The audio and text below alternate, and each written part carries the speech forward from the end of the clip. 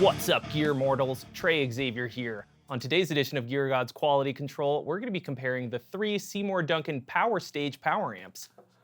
Ooh. A few years back, Seymour Duncan introduced the POWERSTAGE 700, which is the big one, the rack-mountable big boy, and then the 170, which is the pedal board-sized one, which is extremely small and compact.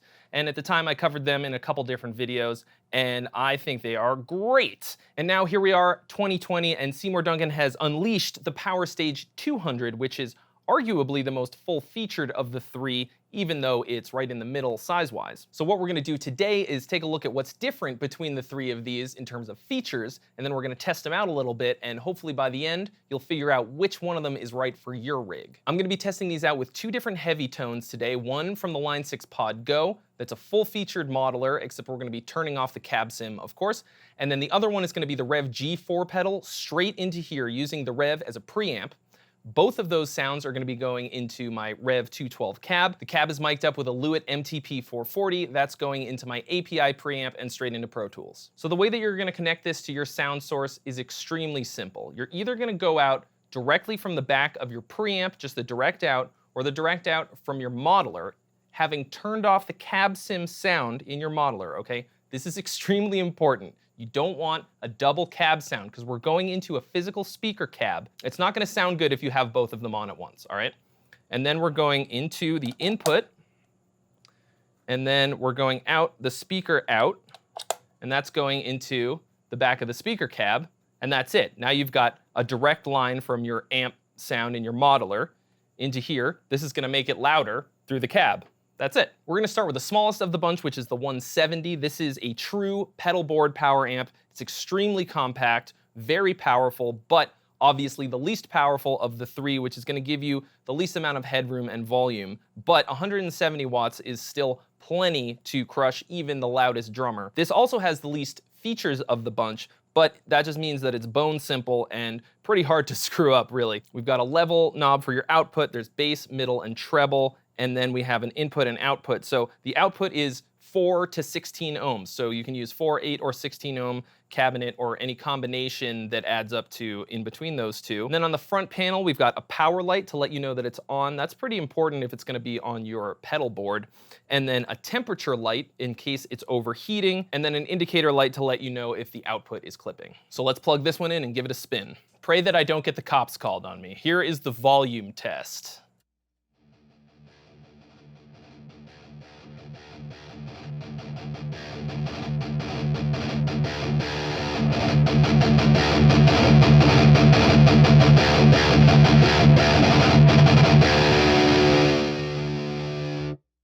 Whew, it's so loud.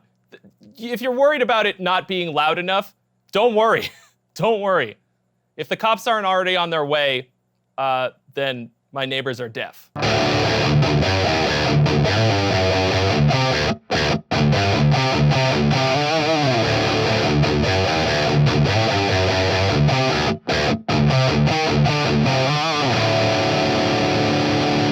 All right, let's mess around with some of these tone knobs real quick. Let's say we thought that was too bassy. Let's turn down the bass and see what happens.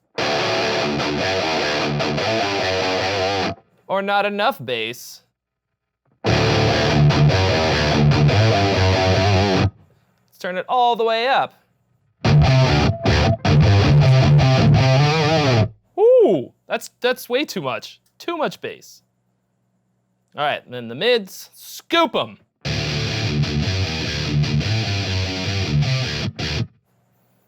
Okay, crank them up a little bit. Very powerful EQ controls for a power amp. Oh, wow. Then the treble.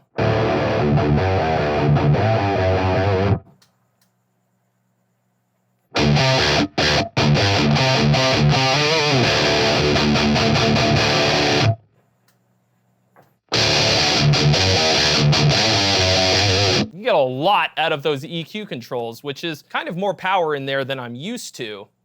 Sorry if I'm yelling, I have earplugs in. Usually all you get is a depth and a presence if you're lucky, and those don't really do the same thing as a 3-band EQ like this. So this is cool because you can go and basically turn up the treble on the entire output of your whole rig, whatever you're using.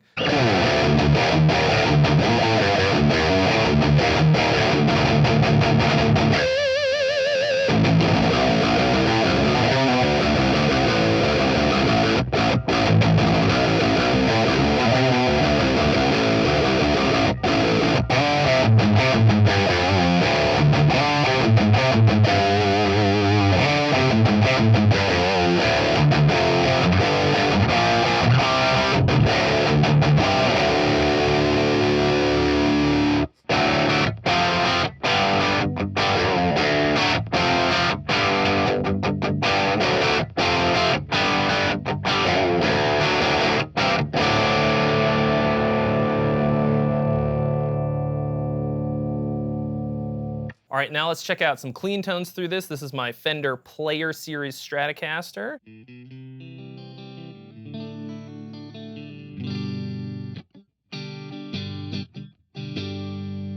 So that's at around halfway. Let's crank it up a bit.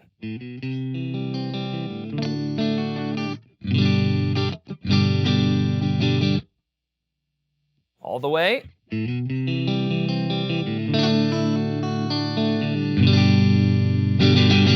Seems like it stays pretty clean all the way through the entirety of the output volume.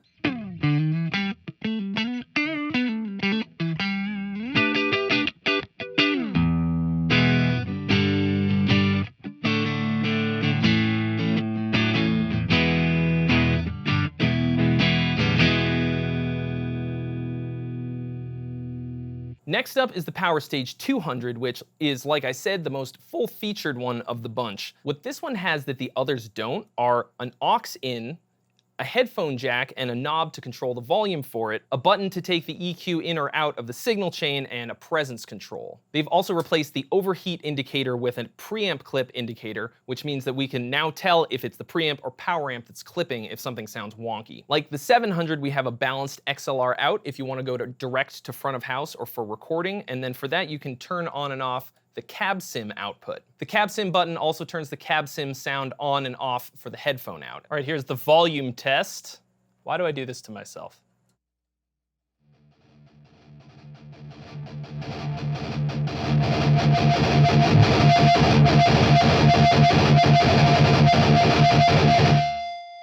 Ho! Ho ho!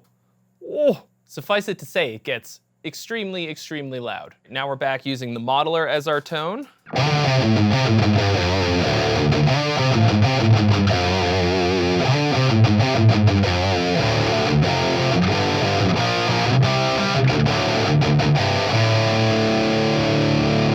Since this is the only one that has a presence control, I'm really interested to see what it does. So let's test it out. Let's turn it all the way down.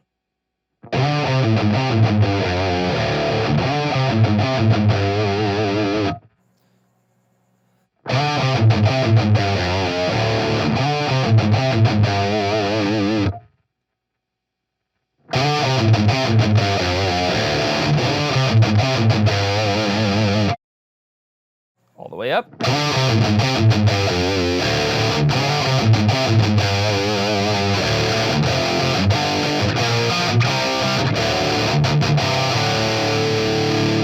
And then back to neutral.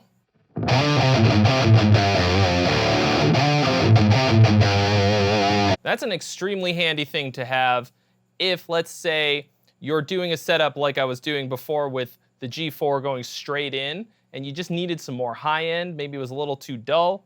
You've got a more power amp-like control on here to deal with that. So of course, this model has the XLR balanced out with the cab sim sound on there. So I'm gonna go back and forth between the mic'd up cab and the cab sim sound during this riff so that you can hear the difference between the two. It sounds like this.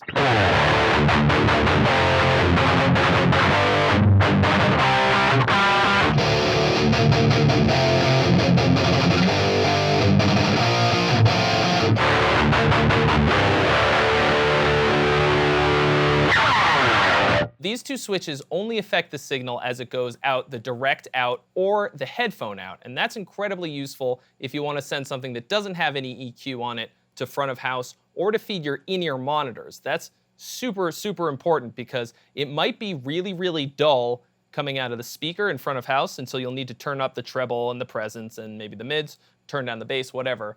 EQ that sound for your cab, and then have something that doesn't have that EQ on it to go and be processed by front of house or to go straight into your in-ears.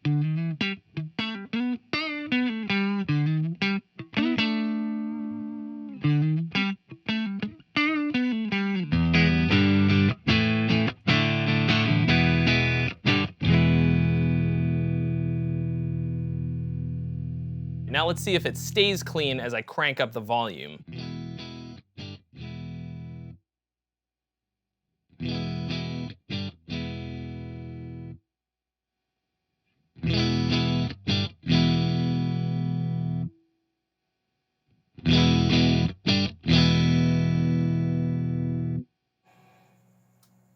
It's extremely clean throughout the entirety of the volume. Here's how it sounds with the rev pedal as the preamp.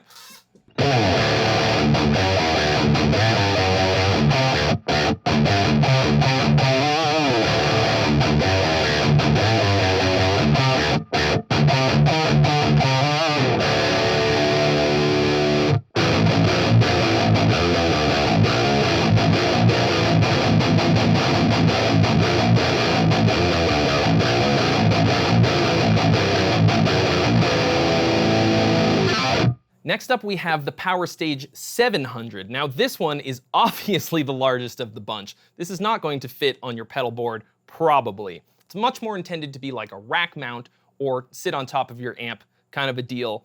It's kind of just a giant version of the 170. There are a couple differences, but in general, most of the features that it has are the same. We've got the same clipping indicator and temperature lights. We've got the 3-band EQ tone stack. We've got the level knob. We've got stereo inputs because this is a 2-channel amp. And then on the back, we've got 2 different types of outputs. We've got combo speak-on and 1/4-inch jack outputs, and then the balanced XLR outs with the cab sim buttons, 1 per channel. So you could have one go out unaffected and one go out with the cab sim on for whatever reason you wanted to do that. But aside from that, it's basically the same as the 170. It's just much bigger, more powerful, and it's got more headroom. So let's take it for a spin and try it out.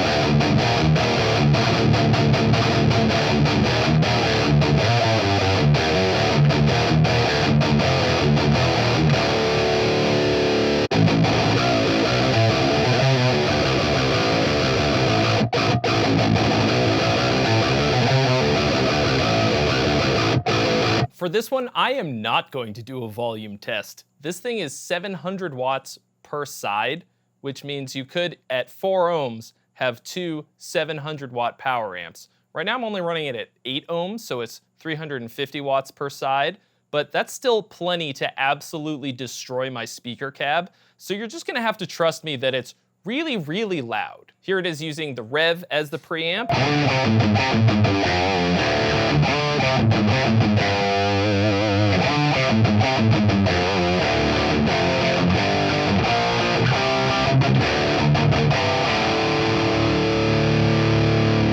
The different things that you're going to want to look at when you're deciding on which one of these is going to be the right one for you are the price, the power/headroom, and the features. So kind of weirdly, the 170 and the 700 have pretty much identical features, but obviously they're at completely different ends of the spectrum in terms of the power and headroom and price. And then the 200 is in between the two in terms of the power and the price, but has the most features. It's also, of course, slightly larger than the 170, but not by so much that I think that you should really consider that in between these two, because unless you've got a really small pedal board that you're trying to fit it on, the extra like 2 inches or so of width shouldn't probably be a deal breaker for you. As far as the price goes, we've got $400 for the 170, $500 for the 200, and then $700 for the 700. That's easy to remember. I honestly, like, for $100 more and a little bit bigger, I think the 200 is probably the best buy out of the two of these. if you really don't want to spend an extra $100 and really need that extra inch of space wherever you're putting it, then the 170 is going to be the jam for you. But I think with all the features that they've added on the 200, I would definitely spring for this one and just spend a little bit extra money to get a little bit more power, a little bit more headroom, and then just way more controls than you get on the 170. And then for $200 more than this one, you could get the 700 and never ever have to worry about power or headroom. I think the 700 could easily be overkill for the average bedroom guitarist or weekend warrior, you know. This is really, I think, aimed at the pro guitarist crowd. Somebody who's playing a variety of different venues where you don't really know how much power you're gonna need. For anyone who might need a nuke instead of a grenade. Although, honestly, either of these got so earth-shatteringly loud, I would be honestly pretty surprised if you needed more volume or power than either one of these could give you. Although a lot of it is just having a lot of really clean headroom and being able to crank it up without getting any distortion at all. For me, the front runner is the 200 because even though I would like to have that much power, I love the idea of having a little super powerful power amp like this that I could chuck in a gig bag and go and have this many features. Especially the idea that I could use, like, for example, I was just using the G4 pedal as a preamp, just the G4 into here, into the cab, and it sounded pretty awesome. And the idea that I could do that and then also have this output with a cab sim sound on it to go to front of house or to my in-ears or something like that for a fly-in gig is super sick to me. You can, you know, it has just so much more flexibility than either of these two. And it has plenty of power to get the job done for the kinds of gigs that I would be playing. So I really dig the 200. Obviously, it's gonna depend very largely on your rig and the kinds of shows that you're playing, but really you can't go wrong with any of these. So I highly recommend that if you're running some kind of a modeler rig or a small analog preamp kind of a setup on your pedal board, that you check out the Seymour Duncan POWERSTAGE series, because I think you'll be pretty stoked on any of these. It's just gonna take your sound and make it way louder. So anyway, thanks so much for watching, guys. If you haven't already, mash that subscribe button, smack the bell to join the notification squad. Drop me a like and leave a comment in the comment section letting me know which of these three was your favorite and which is the one that you would probably use for your rig. I wanna know, and I'll see you real soon.